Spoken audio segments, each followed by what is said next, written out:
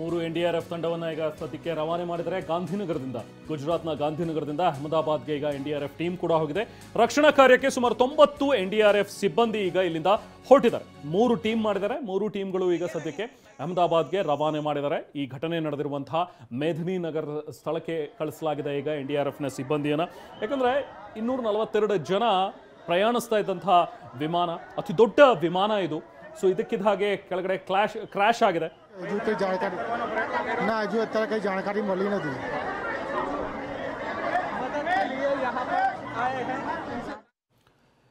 ಸುಮಾರು 260ಕ್ಕೂ ಹೆಚ್ಚು ಫೀಟ್ ಮೇಲೆ ಹಾರ್ತಾ ಇದ್ದಂತಹ ವಿಮಾನ ಏಕಾಏಕಿ ಕುಸಿತವಾಗುತ್ತೆ, ಏಕಾಏಕಿ ಪತನವಾಗುತ್ತೆ ಅಂತ ಹೇಳಿದ್ರೆ ಅದರ ಒಳಗಡೆ ಇದ್ದಂತಹ ಜನ ಏನಾಗ್ತಾ ಇದೆ ಅನ್ನುವಂಥದ್ದು ಗೊತ್ತಾಗೋಕ್ಕಿಂತ ಮುಂಚೆನೇ ನೆಲಕ್ಕಪ್ಪಳಿಸ್ಬಿಟ್ಟಿದೆ ಆ ಒಂದು ವಿಮಾನ. ಯಾಕಂದ್ರೆ ಟೇಕ್ ಆಫ್ ಆಗಿದ್ದು ಸುಮಾರು 1 ಗಂಟೆ 38 ನಿಮಿಷಕ್ಕೆ ಸಿಗ್ನಲ್ ಕಟ್ ಆಗಿದೆ. ಟೇಕ್ ಆಫ್ ಆದ ಕೆಲವು ಸೆಕೆಂಡ್ಗಳಲ್ಲಿ ಅಪ್ರಾಕ್ಸಿಮೇಟ್ಲಿ 1 ನಿಮಿಷ ಇರ್ಬೋದು ಅಷ್ಟೇ ಟೇಕ್ ಆಫ್ ಆಗಿ.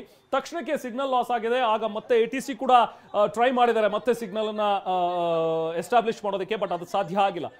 ಕೆಲವು ನಿಮಿಷಗಳಲ್ಲಿ ಗೊತ್ತಾದಂತಹ ವಿಚಾರ ಅಂತ ಹೇಳಿದ್ರೆ ಈ ವಿಮಾನ ಏನೀಗ ಸರ್ದಾರ್ ವಲ್ಲಭಾಯ್ ಪಟೇಲ್ ಇಂಟರ್ನ್ಯಾಷನಲ್ ಏರ್ಪೋರ್ಟ್ ನಿಂದ ಹೊರಟಿತ್ತು, ಹಾರಾಟ ಆರಂಭಿಸಿತ್ತು, ಕೆಲವು ನಿಮಿಷಗಳಲ್ಲಿ ಮೇದಿನಿ ನಗರದಲ್ಲಿ ಕೊಲ್ಯಾಪ್ಸ್ ಆಗಿ ಬಿದ್ದಿದೆ, ಕ್ರ್ಯಾಶ್ ಆಗಿದೆ ಅನ್ನುವಂಥ ಒಂದು ಸುದ್ದಿ ಬರಸಿಡಿಲಿನಂತೆ ಬಂದಪ್ಪಳಿಸಿತು.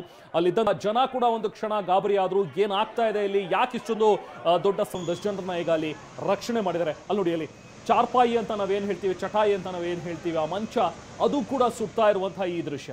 ಅಂದ್ರೆ ಜನನಿಬಿಡ ಪ್ರದೇಶ ಇದು, ಜನವಸತಿ ಪ್ರದೇಶ ಇದು, ಜನ ಅಲ್ಲಿ ಇದ್ರು. ಸೊ ಈ ಜಾಗದಲ್ಲಿ ಈ ಕಾಂಪೌಂಡ್ ಅಲ್ಲೇ ಬಂದು ಬಿತ್ತು ಅನ್ನುವಂಥದ್ದನ್ನ ಅಲ್ಲಿದ್ದಂತಹ ಒಬ್ಬ ಸ್ಥಳೀಯರು ಪಾಪ ನಿಮಿಷ ಅಂತ ಹೇಳಿದ್ರೆ ಅಪ್ರಾಕ್ಸಿಮೇಟ್ಲಿ 2 ಗಂಟೆಯ ಸುಮಾರಿನಲ್ಲಿ ಈ ತರದ ಒಂದು ದುರ್ಘಟನೆ ಆಗುತ್ತೆ ಅಂತ ಹೇಳಿದ್ರೆ ಊಟ ಮಾಡಿಕೊಂಡು ಕೂತಿದ್ದಂತಹ ಜನ ಇದ್ದಕ್ಕಿದ್ದಂತೆ ಈ ದುರಂತವನ್ನ ನೋಡಿದ್ದಾರೆ ಕಣ್ಣಾರೆ. ಸೊ ಈಗ ಇರುವಂತಹ ವಿಚಾರ ಒಂದು, ವಿಮಾನದಲ್ಲಿದ್ದಂತಹ ಪ್ರಯಾಣಿಕರಿಗೆ ಆಗಿರುವಂತಹ ತೊಂದರೆ, ಹಾಗೆ ಜನವಸತಿ ಪ್ರದೇಶದಲ್ಲಿ ಬಿದ್ದಿರೋದ್ರಿಂದಾಗಿ ಅಲ್ಲಿ ಎಷ್ಟು ಜನರಿಗೆ ತೊಂದರೆ ಆಗಿದೆ, ಅಲ್ಲಿನಲ್ಲಿ ಏನಾದರೂ ಸಾವು ನೋವುಗಳು ಸಂಭವಿಸಿಯಾ? ಸೊ ಇದ್ರ ಬಗ್ಗೆ ಇನ್ನಷ್ಟೇ ಡೀಟೇಲ್ಸ್ ಅನ್ನು ನಾವು ಕೂಡ ನಿರೀಕ್ಷೆ ಮಾಡ್ತಾ ಇದೀವಿ. ಚೈತ್ರ, ಸುಟ್ಟು ಕರಕಲಾಗಿರೋದನ್ನ ನೋಡಿದ್ರೆ ಗುರುತು ಪತ್ತೆ ಹಚ್ಚೋದು ಅಸಾಧ್ಯ. ಮೃತದೇಹ ಪ್ರಯಾಣಿಕರದ್ದ ಅಥವಾ ಅಲ್ಲಿಯ ಕಟ್ಟಡದ ಬಳಿ ಇದ್ದಂತ ಜನರ ಅಂತ ಪ್ರಯಾಣಿಕರ ಲಗೇಜ್ಗಳನ್ನ ನೋಡ್ತಾ ಇದೀವಿ ನೋಡಿ. ಇಲ್ಲಿ ರಕ್ಷಣಾ ಸಿಬ್ಬಂದಿ ಈಗ ಅಲ್ಲಿದ್ದಂತಹ ಯಾರು ಗಾಯಾಳುಗಳಿದ್ರು ಅವ್ರನ್ನ ಆಸ್ಪತ್ರೆಗೆ ಸಾಗಿಸಿ, ಜೊತೆಗೆ ಮೃತದೇಹಗಳನ್ನ ಕೂಡ ಹೊರತೆಗೆಯುವಂತಹ ಒಂದು ಕೆಲಸ ಮಾಡ್ತಾ ಇರೋದು. ಜೊತೆಗೆ ಅಲ್ಲಿ ಬ್ಯಾಗೇಜ್ಗಳು, ಈ ಕ್ಯಾಬಿನ್ ಬ್ಯಾಗೇಜ್ಗಳನ್ನ ಏನು ತೊಗೊಂಡು ಹೋಗ್ತಾರೆ, ಹಾಗೆ ಆ ಏರ್ಕ್ರಾಫ್ಟ್ನಲ್ಲಿ ಲಗೇಜನ್ನು ಏನು ತುಂಬಿರ್ತಾರೆ, ಸೊ ಅದು ಸಿಗ್ತಾ ಇರುವಂಥದ್ದನ್ನು ನಾವು ನೋಡ್ತಾ ಇದ್ದೀವಿ. ಇನ್ನೂ ಅಗ್ನಿಶಾಮಕ ದಳದ ಸಿಬ್ಬಂದಿ ತಮ್ಮ ಅವಿರತ ಪ್ರಯತ್ನವನ್ನು ಮುಂದುವರಿಸಿದ್ದಾರೆ, ಬೆಂಕಿಯನ್ನು ನಂದಿಸುವಂಥ ಒಂದು ಪ್ರಯತ್ನ. ಜೊತೆಗೆ ಇನ್ನೂ ಯಾರಾದರೂ ಒಳಗಡೆ ಸಿಕ್ಕಾಕೊಂಡಿದ್ದಾರಾ ಅವ್ರನ್ನೆಲ್ಲರನ್ನೂ ಕೂಡ ಹೊರಗಡೆ ತೆಗೆಯುವಂಥ ಒಂದು ಪ್ರಯತ್ನಗಳು ಆಗ್ತಾ ಇದೆ. ಕ್ಯಾಬಿನ್ ಕ್ರೀವ್ ಡೀಟೇಲ್ ಕೂಡ ಬರ್ತಾ ಇಲ್ಲ. 10 ಜನ ಕ್ಯಾಬಿನ್ ಕ್ರೀವ್ ಇದ್ರು ಅನ್ನೋದು ಕೂಡ ಗೊತ್ತಾಗ್ತಾ ಇದೆ. ಬಟ್ ಯಾರು ಏನು ಅನ್ನೋದ್ರ ಡೀಟೇಲ್ಸ್ಗಳು ಇನ್ನಷ್ಟು ಲಭ್ಯವಾಗಬೇಕಿದೆ. 10 ಜನ ಕ್ಯಾಬಿನ್ ಕ್ರೀವ್, ಪೈಲಟ್, ಪ್ರಯಾಣಿಕರು, ಅದರಲ್ಲಿ ಮಕ್ಕಳು, ಬೇರೆ ಬೇರೆ ದೇಶದ ಪ್ರಜೆಗಳು. ಆ ಮೃತದೇಹಗಳ ದೃಶ್ಯಗಳನ್ನ ನೋಡಿದಾಗ ಸಂಪೂರ್ಣವಾಗಿ ಸುಟ್ಟು ಕರಕಲಾಗಿದೆ. ಒಂದಷ್ಟು ಜನ ನರಳಾಡ್ತಾ ಇದ್ದಾರೆ, ಅರ್ಧಕ್ಕರ್ಧ ದೇಹದ ಭಾಗಗಳ ಸುಟ್ಟು ಹೋಗಿದೆ. ಅವರುಗಳಿಗೆ ಹೆಲ್ತ್ ಸಪೋರ್ಟ್ ಕೊಡ್ಲಾಗ್ತಾ ಇದೆ, ಆಸ್ಪತ್ರೆಗಳಿಗೆ ಕರೆದೊಯ್ಯಲಾಗ್ತಾ ಇದೆ. ಅಹಮದಾಬಾದ್ನ ಸಿವಿಲ್ ಆಸ್ಪತ್ರೆಯ ದೃಶ್ಯಗಳನ್ನ ಗಮನಿಸ್ತಾ ಇದ್ದೀರಿ ನೀವು. ಜನ ಜಮಾಯಿಸಿದ್ದಾರೆ, ಒಬ್ಬೊಬ್ಬರೇ ಪ್ರಯಾಣಿಕರನ್ನ ಕರ್ಕೊಂಡು ಬರಲಾಗ್ತಾ ಇದೆ. ಇಡೀ ಆಂಬ್ಯುಲೆನ್ಸ್ ದೃಶ್ಯಗಳೇ ತುಂಬ ಹೋಗಿದೆ. ಸಾಲು ಆಂಬ್ಯುಲೆನ್ಸ್ನಲ್ಲಿ ಪ್ರಯಾಣಿಕರನ್ನ ಸಾಗಿಸಲಾಗ್ತಾ ಇದೆ. ಸುಟ್ಟು ಕರಕಲಾಗಿರುವಂತಹ ದೇಹ, ಪ್ರಜ್ಞಾಹೀನ ಸ್ಥಿತಿಯಲ್ಲಿರುವಂತಹ ಪ್ರಯಾಣಿಕರು, ಮತ್ತೊಂದು ಕಡೆಯಲ್ಲಿ ವಿಮಾನದ ಅವಶೇಷ ಹೇಗೆ ಭೀಕರವಾಗಿತ್ತು ನೋಡಿ.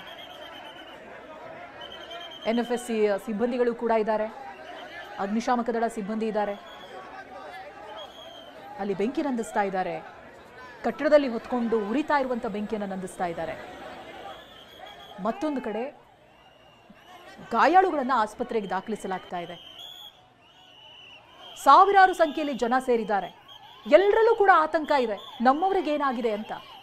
ಹಾಗಾಗಿನೇ ಕೆಲವರು ತಮ್ಮ ಕುಟುಂಬದ ಸದಸ್ಯರ ಹೆಸರುಗಳನ್ನು ಒಂದು ಪೇಜ್ನಲ್ಲಿ ಬರೆದು ನೇಮ್ ಪ್ಲೇಟ್ ರೀತಿಯಾಗಿ ಅದನ್ನು ತೋರಿಸ್ತಾ ಇದ್ದಾರೆ. ಇವ್ರಿಗೆ ಸಂಬಂಧಪಟ್ಟಾಗ ಏನಾದರೂ ಡೀಟೇಲ್ಸ್ಗಳಿದೆಯಾ ಅಂತ.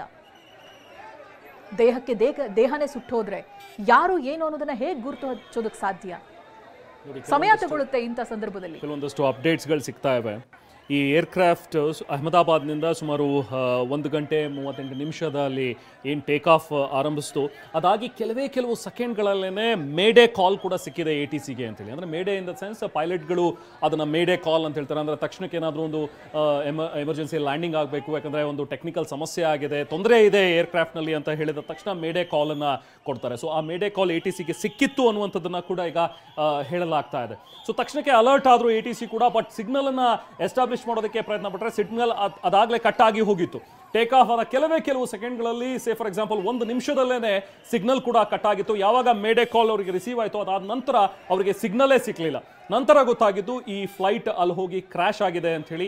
ಅದು ಜನವಸತಿ ಪ್ರದೇಶದಲ್ಲಿ ಬಿದ್ದಂತಹ ಏರ್ಪ್ಲೇನ್. ಸೊ ಇದರಲ್ಲಿ ಸುಮಾರು 230 ಜನ ಪ್ರಯಾಣಿಕರು ಹಾಗೆ 12 ಜನ crew members, pilot, co pilot ಜೊತೆಗೆ 10 ಜನ ಕ್ಯಾಬಿನ್ ಕ್ರೂ ಪ್ರಯಾಣ ಮಾಡ್ತಾ ಇದ್ರು ಅನ್ನುವಂಥದ್ದು ಈಗ ಲಭ್ಯವಾಗ್ತಾ ಇರುವಂತಹ ಅಪ್ಡೇಟ್ಸ್. ಇದರಲ್ಲಿ ಕ್ಯಾಪ್ಟನ್ ಆಗಿದ್ದಂಥವರು ಕ್ಯಾಪ್ಟನ್ ಸುಮಿತ್ ಸಬರ್ವಾಲ್ ಅವರು, ನಾವಾಗಲೇ ಹೇಳ್ತಾ ಇದ್ವಿ, ಸುಮಾರು 8200 ಗಂಟೆಗಳ ಒಂದು ಎಕ್ಸ್ಪೀರಿಯನ್ಸ್, ಫ್ಲೈಯಿಂಗ್ ಎಕ್ಸ್ಪೀರಿಯನ್ಸ್ ಹೊಂದಿರುವಂತಹ ಒಬ್ಬ ಪೈಲಟ್.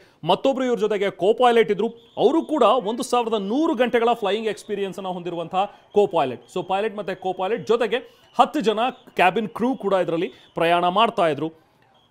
ಆದರೆ ದುರದೃಷ್ಟವಶಾತ್ ಇದರಲ್ಲಿ ಸಾವು ನೋವುಗಳು ಕೂಡ ಸಂಭವಿಸಿವೆ. ಈಗಷ್ಟೇ ನಾವು ದೃಶ್ಯಗಳಲ್ಲಿ ನೋಡ್ತಾ ಇದ್ವಿ ಸುಟ್ಟು ಕರಕಲಾಗಿರುವಂತಹ ದೇಹಗಳು.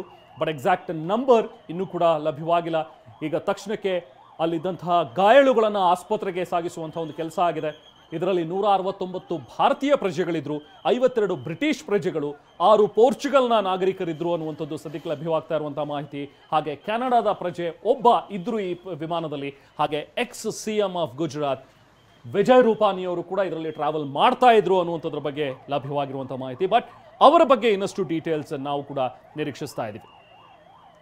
ಏನು ಮಾಹಿತಿಗಳೇ ಗೊತ್ತಿಲ್ಲದೆ, ಡೀಟೇಲ್ಗಳೇ ಗೊತ್ತಿಲ್ಲದೆ ಇರುವಂತ ಕುಟುಂಬಕ್ಕೆ ಇನ್ನೆಂಥ ಸಮಸ್ಯೆಗಳಾಗಬಹುದು ಅಂತ ಓಡಾಡ್ತಾ ಇದ್ದಾರೆ. ಏನಾದರೂ ಮಾಹಿತಿಗಳು ಸಿಗಬಹುದಾ ಅನ್ನೋದಾಗಿ ಆಸ್ಪತ್ರೆ ಬಳಿ ಜನ ಬರ್ತಾ ಇದ್ದಾರೆ. ಬಂದಿರುವಂಥ ಗಾಯಾಳುಗಳಲ್ಲಿ ನಮ್ಮವರಿದ್ದಾರಾ, ನಮ್ಮ ಕುಟುಂಬದವರಿದ್ದಾರಾ, ಸ್ನೇಹಿತರಿದ್ದಾರಾ ಅಂತ. ಇದೇ ಕಾರಣಕ್ಕೆ ಆಸ್ಪತ್ರೆ ಬಳಿ ಇಷ್ಟೊಂದು ಜನ ಜಮಾಯಿಸಿರೋದು. ಕ್ಲೋಸ್ ಅಪ್ ದೃಶ್ಯಗಳನ್ನು ಗಮನಿಸ್ತಾ ಇದ್ದೀರಿ ನೀವು. ಈ ವಿಮಾನದ ಅವಶೇಷಗಳು, ಬಿಡಿ ಭಾಗಗಳು ಹೇಗೆ ಕಟ್ಟಡದ ಮೇಲೆ ಕ್ರ್ಯಾಶ್ ಆಗಿದೆಯಲ್ಲ